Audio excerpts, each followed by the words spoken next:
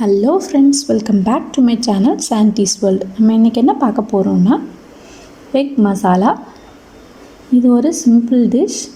இது சப்பாத்திக்கு, இடியாப்பம் எல்லாத்துக்குமே நம்ம இது யூஸ் பண்ணிக்கலாம். ஆப்பம் எல்லாத்துக்குமே நம்ம இதை யூஸ் பண்ணிக்கலாம். இந்த குழம்பு சூப்பராக இருக்கும், நீங்கள் ட்ரை பண்ணி பாருங்கள். இதுக்கு தேவையான பொருட்கள் 6 முட்டை, 2 பெரிய வெங்காயம், 2 தக்காளி, இஞ்சி பூண்டு விழுது 1 டேபிள் ஸ்பூன், பச்சை மிளகாய் 2, தனியாத்தூள், மஞ்சள் தூள், மிளகாய்த்தூள், கரம் மசாலா, சோம்பு. அப்புறம் கரம் மசாலா தனியாக நம்ம எடுத்து வச்சுருக்கோம். இது எண்ணெயில் போட்டு வதக்கிறதுக்கு. பிரியாணி லீஃப், பிரியாணி இலை, சோம்பு, பட்டை, ஏலக்காய், கிராம்பு இதையெல்லாம் எடுத்திருக்கேன். கருவேப்பிலை, கொத்தமல்லி தழை, உப்பு. ஒரு பேனில் தேங்காய் எண்ணெய் எடுத்திருக்கேன் நான் இன்றைக்கி.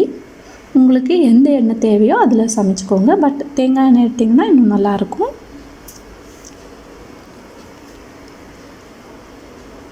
எண்ணெய் சூடானதும் நம்ம இந்த வெங்காயத்தை போட்டு வதக்க போகிறோம் நல்லா.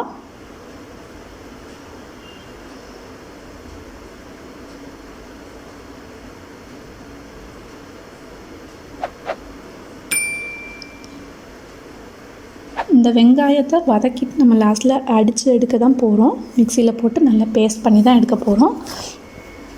இஞ்சி பூண்டு விழுது,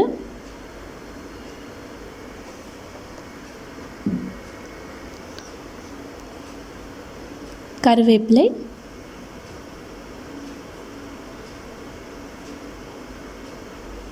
கருவேப்பிலை சேர்த்ததும் நம்ம பச்சை மிளகாவும் இந்த மாதிரி நறுக்கி வச்சு சேர்த்துக்கலாம்.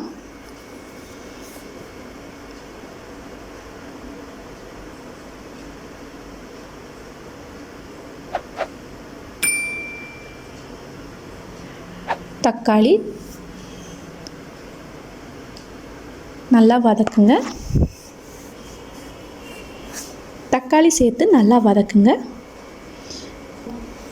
தனியாத்தூள், மஞ்சத்தூள், மிளகாய்த்தூள், சோம்பு பவுடர், கரம் மசாலா நம்ம இதெல்லாம் சேர்த்து நல்லா வதக்கலாம். இதோட பச்சை வாசம் போகிற வரைக்கும் நல்லா வதக்குங்க.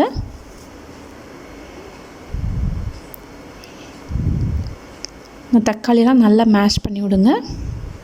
இதோட பச்சை வாசம் போகிற வரைக்கும் நல்லா வதக்குங்க. இது வதங்கினதும் நம்ம இதை தனியாக எடுத்து வச்சுட்டு மிக்சியில் அடித்து பேஸ்ட்டாக எடுத்து வச்சுக்கலாம்.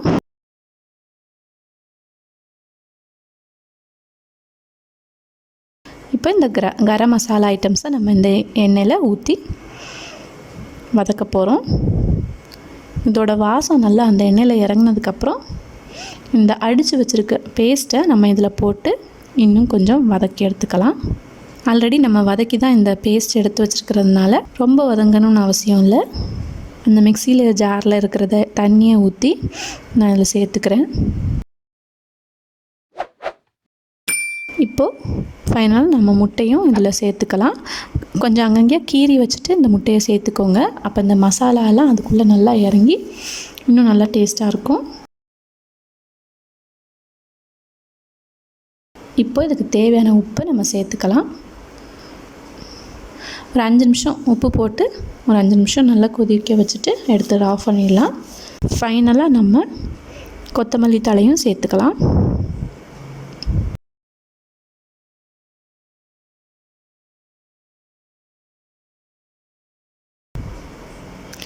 ரெடி ஆயிடுச்சு நம்மளோட எக் மசாலா.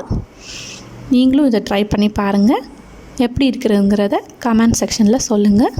உங்களுக்கு இந்த வீடியோ பிடிச்சிருந்ததுன்னா சப்ஸ்கிரைப் பண்ணுங்கள். கூட இருக்கிற பெல் பட்டனையும் கிளிக் பண்ணுங்கள். ஆப்ஷனில் ஆளுங்கிறதையும் ப்ரெஸ் பண்ணுங்கள். அப்போ தான் நான் அப்லோட் பண்ணுற எல்லா வீடியோஸும் உங்களுக்கு வரும். கூடவே லைக், கமெண்ட் அண்ட் ஷேர் பண்ணுங்கள்.